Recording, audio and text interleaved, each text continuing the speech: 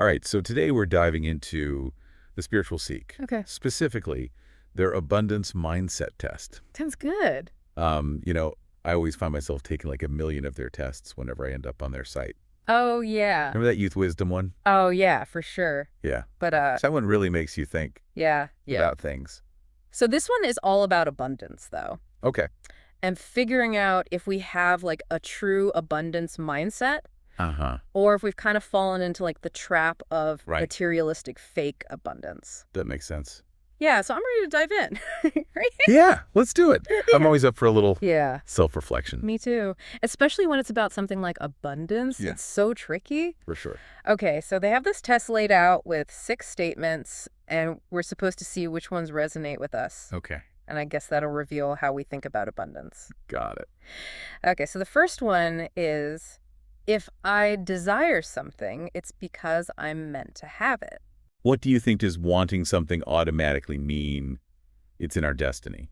I mean, that's a really good question, and I think this is one of the ones that the test flags as a potential sign of a fake abundance mindset, Okay. because it's kind of Oh, for six. oversimplifying things like just because we yearn for something. Right. You know, maybe it's a bigger house or a fancy car or whatever. Right. That doesn't mean that the universe is going to hand it to us on a silver platter. So we can't just assume that every desire we have is like a divine green light from the universe. Exactly. There's got to be more to it than that.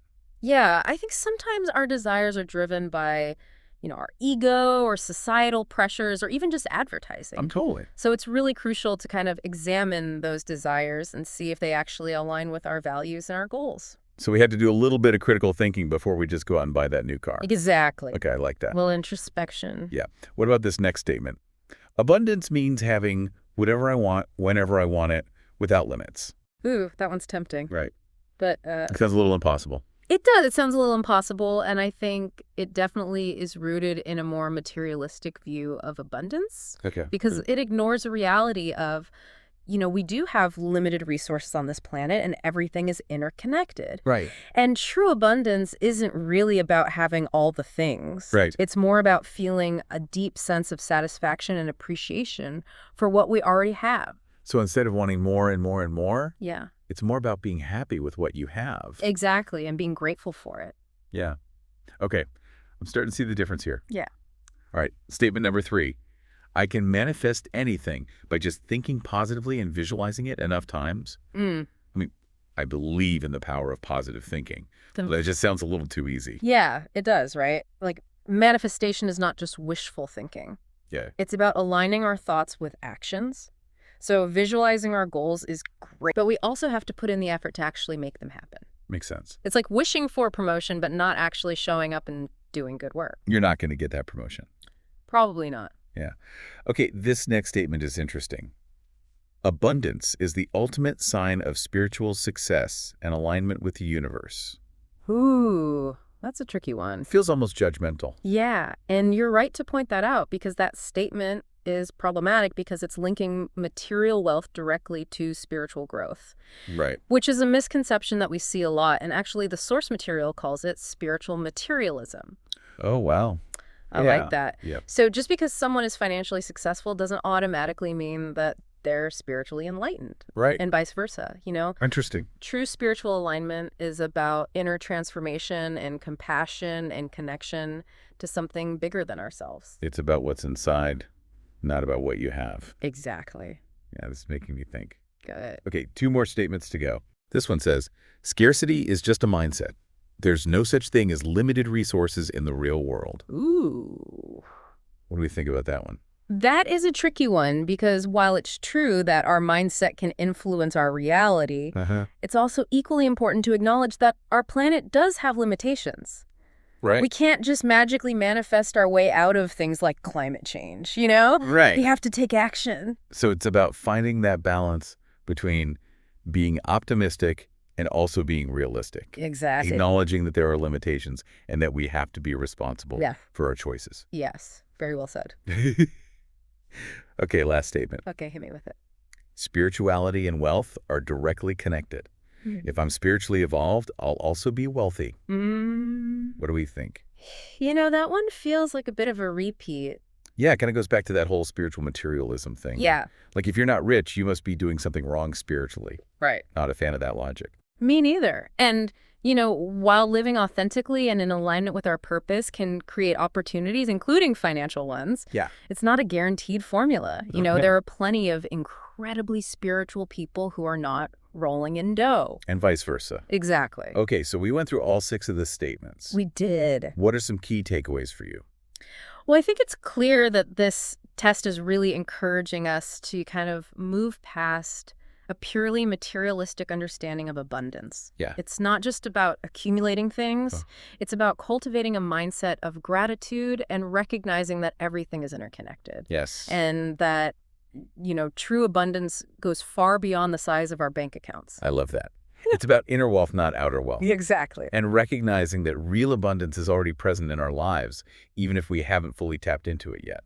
That's a beautiful way to put it. Thank you. And I think it's a great place to kind of pause and let our listener reflect on these ideas. What are some of the things that make you feel truly abundant, Yeah. regardless of your material possessions? I love that. So take your time to think about it, Yeah. and we'll be back to explore this further. Okay.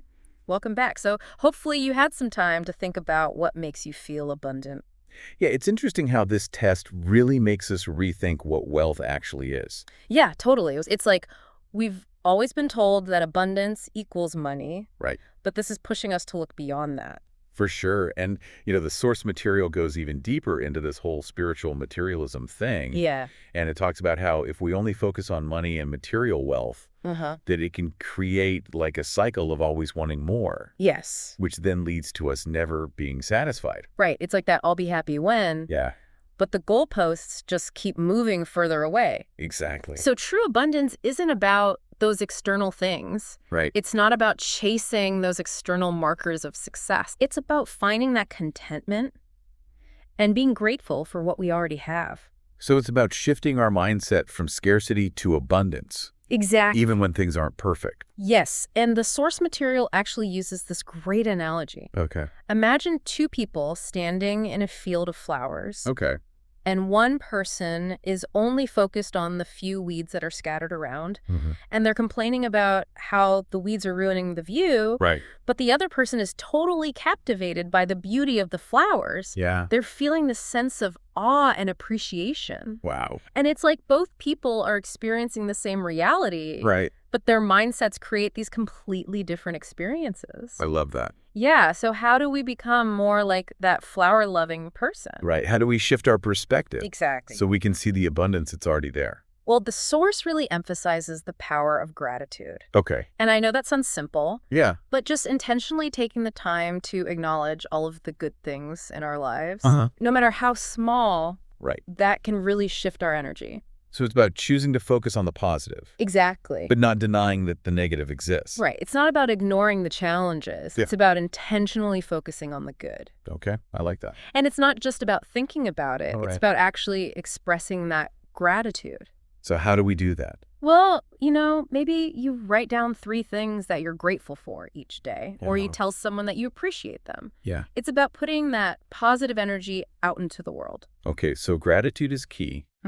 But what about those desires we talked about earlier? Right. The things that we really yearn for in life? Yeah. How do we figure out which ones are aligned with our true purpose That's a great question. and which ones are coming from our ego or societal pressures? That is where self-awareness and reflection become really essential. Okay. The source encourages us to spend time connecting with our core values. Okay. So ask yourself, what truly matters to me? Yeah. What impact do I want to make on the world? What Right. brings me joy? Yeah. And then you can use those values as a filter for your desires. So like if I really want a new car, Yeah. but my values are all about sustainability Right. and community, then maybe I should think about biking or carpooling. Exactly. It's Yeah. about aligning our desires with our deeper sense of purpose. Yeah, and being honest about where those desires are actually coming from. Right. Like, is this something I actually want? Or am I just feeling pressure from society or something? Yeah, exactly. So we're becoming more conscious consumers, Yes. not just of things that we buy, Right. but also of ideas and aspirations. That's a great way to put it. And remembering that true abundance is about so much more than material things. Yes. It's about having loving relationships, fulfilling work, Yes. feeling connected to nature, Right.